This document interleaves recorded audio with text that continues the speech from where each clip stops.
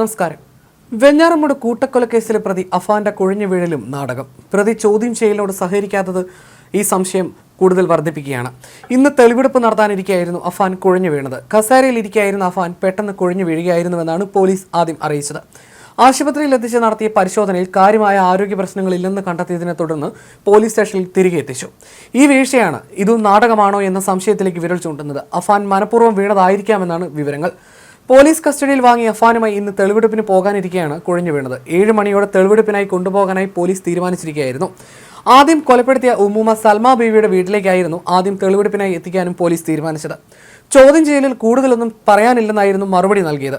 കസ്റ്റഡിയിൽ ലഭിച്ച ശേഷം വെഞ്ഞാറമൂട് CI വീണ്ടും മൊഴിയെടുക്കാൻ ശ്രമിച്ചപ്പോൾ പ്രതി നിസ്സഹരിക്കുകയായിരുന്നു. അതായത് കാര്യങ്ങൾ വെളിപ്പെടുത്തിയെങ്കിലും അഫാൻ എന്തൊക്കെയോ ഒളിപ്പിക്കാൻ ശ്രമിക്കുന്നുണ്ടെന്നുള്ള സംശയവും ഉയരുന്നു. സൽമ ബീവിയുടെ മാല പണയപ്പെടുത്തി പണമെടുത്ത ധനകാര്യ സ്ഥാപനത്തിലും കൊലപാതകത്തിനുള്ള ആയുധം മേടിച്ച കടയിലും തെളിവെടുപ്പ് നടത്താനും പോലീസ് ആലോചിക്കുന്നുണ്ട്. ഉച്ചയ്ക്ക് മുൻപ് തെളിവെടുപ്പ് നടപടികൾ പൂർത്തിയാക്കും. പ്രതിക്ക് നേരെ ജനങ്ങളുടെ പ്രതിഷേധം ഉണ്ടായേക്കുമെന്ന് കണക്കിലെടുത്ത് കനത്ത സുരക്ഷാ സംവിധാനങ്ങളും ഒരുക്കിയിട്ടുണ്ട്. ഇതിനായി കൂടുതൽ പോലീസുകാരെ വിന്യസിക്കും. സൽമ ബീവിയെ കൊലപ്പെടുത്തിയ കേസിൽ 9-ാം തീയതി വരെയാണ് കസ്റ്റഡിയിൽ അനുവദിച്ചിട്ടുള്ളത്. ഇതിനുള്ള പാങ്ങോട് പോലീസ് രജിസ്റ്റർ ചെയ്ത കേസിലെ നടപടിക്രമങ്ങൾ പൂർത്തിയാക്കും. പിന്നീട് മറ്റു കേസുകളിലെ തെളിവെടുപ്പിനായി കസ്റ്റഡി അപേക്ഷ നൽകും. നടപടിക്രമങ്ങൾ വേഗത്തിൽ പൂർത്തിയാക്കി കുറ്റപത്രം സമർപ്പിക്കാനുള്ള നീക്കമാണ് പോലീസ് ഇപ്പോൾ നടത്തുന്നത്. മാല ചോദിച്ചിട്ട് തരാത്തതിനാലാണ് മുത്തശ്ശി സൽമ ബീവിയെ കൊലപ്പെടുത്തിയതെന്നായിരുന്നു അഫാൻ കഴിഞ്ഞ ദിവസം പോലീസിനോട് വെളിപ്പെടുത്തിയത്. കുഴിയിൽ കാലം നീട്ടിയിരിക്കുന്ന കിളവി മാല ചോദിച്ചിട്ട് തന്നില്ല, അതുകൊണ്ട് കൊന്നതാണെന്നായിരുന്നു അഫാൻ പോലീസിനോട് പറഞ്ഞത്. 3 ദിവസത്തെ കസ്റ്റഡിയിൽ കെട്ടി പ്രതിയെ ചോദ്യം ചെയ്തപ്പോഴായിരുന്നു മുത്തശ്ശിയെ കൊലപ്പെടുത്തിയത് എന്തിനെന്ന കാര്യം പോലീസിനോട് പറഞ്ഞത്. കൊലപാതകത്തിന് ശേഷം മാല ഊരിയെടുത്ത് വെഞ്ഞാറമൂട്ടിലെ ധനകാര്യ സ്ഥാപനത്തിൽ പണയം വെച്ചുവെന്നും അഫാൻ പറഞ്ഞു. അഫാനുമായി പോലീസ് കൊലപാതകം നടന്ന പാങ്ങോട്ടുള്ള വീട്ടിലും ധനകാര്യ സ്ഥാപനത്തിലും തെളിവെടുപ്പ് നടത്താൻ ആലോചിച്ചിരുന്നു. ഇതിനിടയിലായിരുന്നു അഫാൻ കുഴഞ്ഞു വീണത്.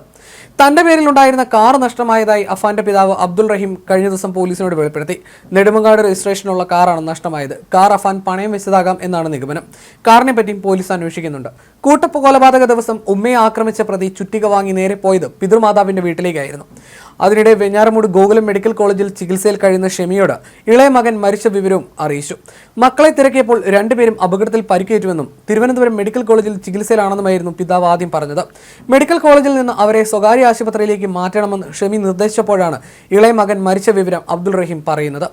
ICUവിൽ തുടരുന്ന ഷെമിയോട് ഘട്ടം ഘട്ടമായി കുടുംബത്തിന്റെ ദുരന്തങ്ങൾ അറിയിക്കണമെന്ന ഡോക്ടർമാരുടെ നിർദ്ദേശത്തെ തുടർന്നായിരുന്നു മരണവിവരം പറഞ്ഞത്. അതേസമയം ഇത്രയും വലിയ സാമ്പത്തിക ബാധ്യത കുടുംബത്തിനുള്ളത് അറിഞ്ഞപ്പോൾ പിതാവ് അബ്ദുൾ റഹീമിനും അത് വലിയ ഞെട്ടലായിരുന്നു. വിദേശത്ത് 15 ലക്ഷത്തിന്റെയും നാട്ടിൽ 12 ലക്ഷത്തിന്റെയും കടം മാത്രമേ ഉള്ളൂവെന്ന ധാരണയിലായിരുന്നു അദ്ദേഹം നാട്ടിലെത്തിയത്.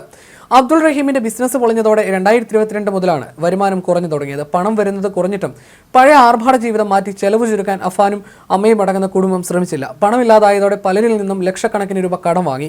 ഇതിന്റെ പലിശ കൂടിക്കൂടിയാണ് ബാധ്യത 65 ലക്ഷത്തിലെത്തിയത്. കടം നൽകിയവരെയും വായ്പ കൊടുത്ത ധനകാര്യ സ്ഥാപനങ്ങളെയും കണ്ടാണ് കുടുംബത്തിന് 65 ലക്ഷത്തോളം കടമുണ്ടെന്ന കാര്യം പോലീസ് ഉറപ്പിച്ചത്. എന്നാൽ ഇത്ര വലിയ ബാധ്യതയാണ് കുടുംബത്തിനുള്ളതെന്ന് പിതാവ് അബ്ദുൾ റഹീമിന് അറിയില്ലായിരുന്നു.